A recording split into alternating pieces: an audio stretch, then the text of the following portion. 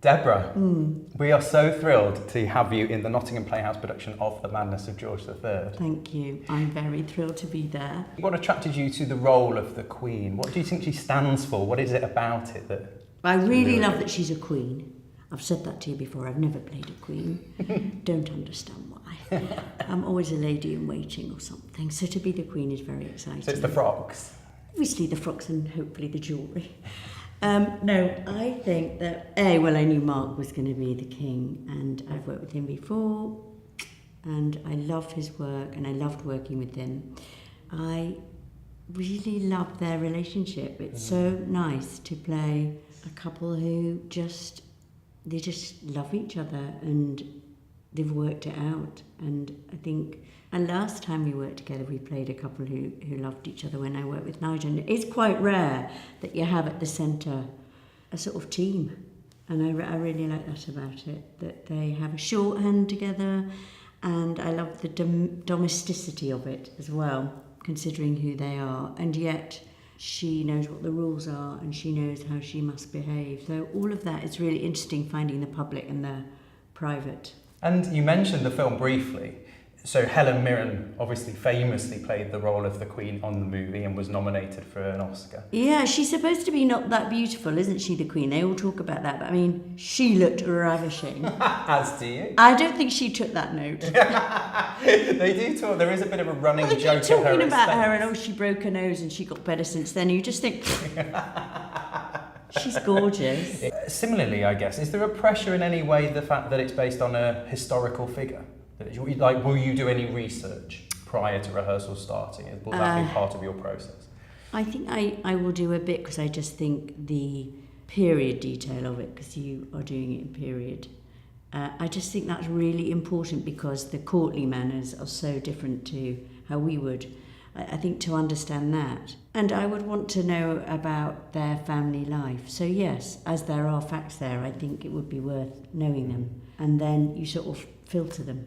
You mentioned before that you've worked with Mark Gatiss before. I have. On stage at the National Theatre. Indeed. And I know that you're currently on stage at the National Theatre in another play with Adrian Scarborough. I am. What are they like to work with?